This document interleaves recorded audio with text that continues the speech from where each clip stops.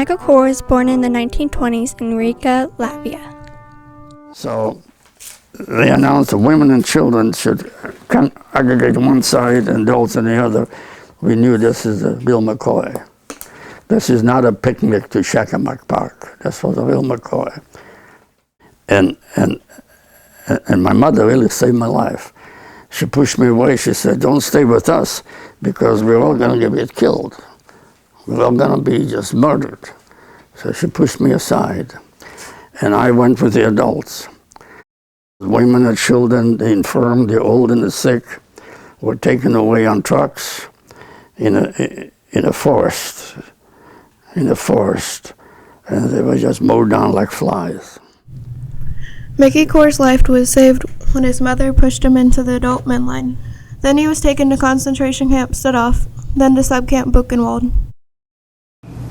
As I remember, it was an ammunition factory called the Polke. That's the name of the factory. Waffenworks. All of the killings took place in the evening.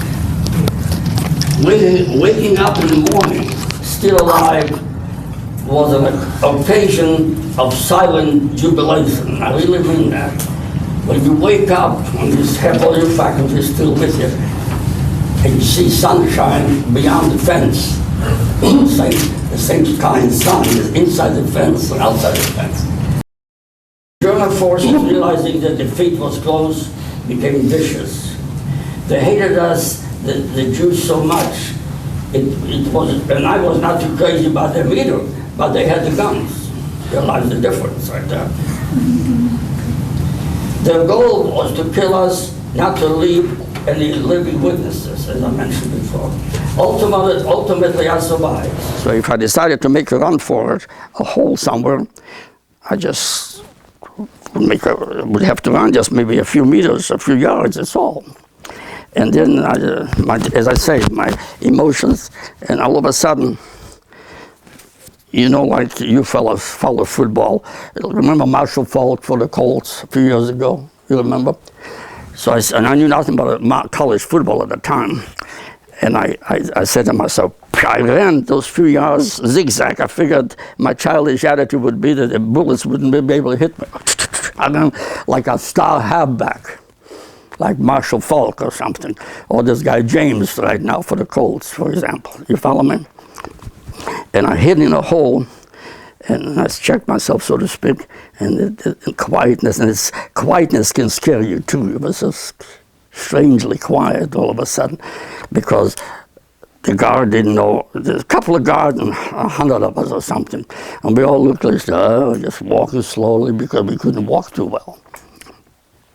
And I hid in that hole, and I stayed there. Felt like a lifetime.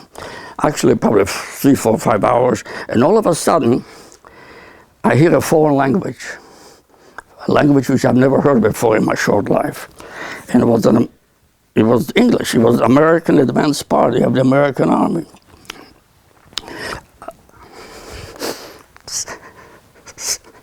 Sometimes happiness brings out tears in a person. You follow me? So I jumped. I came out of the hole. And I stood there, and this GI, I didn't know who he was. It turns out to be a GI, an American. So he looked at me, and he turned to he happened to be a truck, a mess truck. You know, in military term, the mess truck is a truck which shows the kitchen. Someday you learn that, see. It's a mess truck. And he turned to his truck, and he handed me a Coca-Cola. So my first encounter with freedom, for years, in the prison, as you lay in the bunk, what would the first moment look like of freedom, if there is such a thing?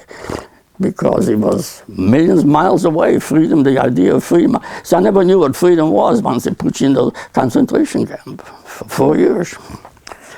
And even living in Riga as a civilian, the anti-Semitism, they hated Jews badly.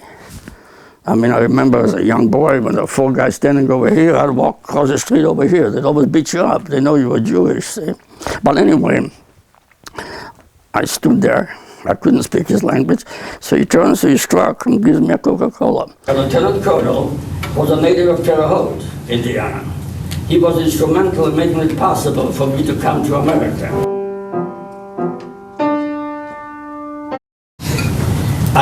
chapter of my life makes me very proud. During the Korean War, I was drafted in the U.S. Army serving as a soldier, as an American soldier.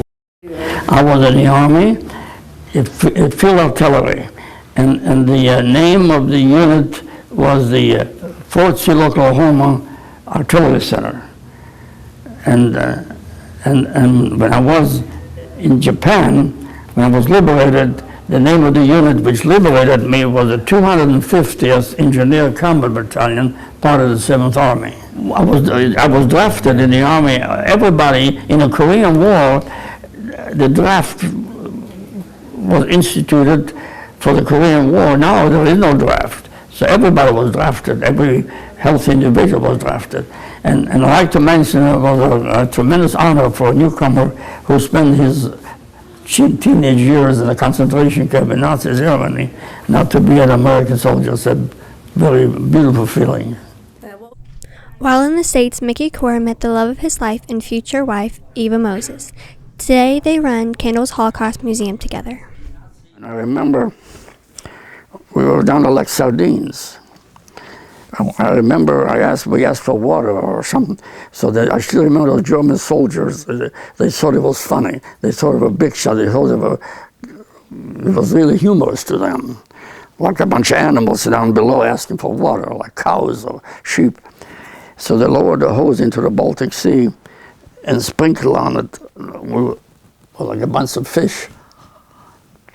And this incident haunted me later on in life.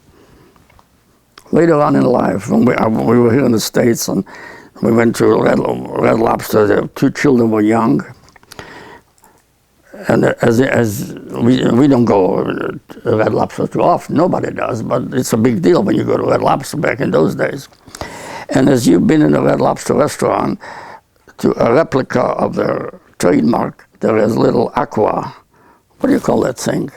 They have little fishes jumping around in the aquarium. Yeah.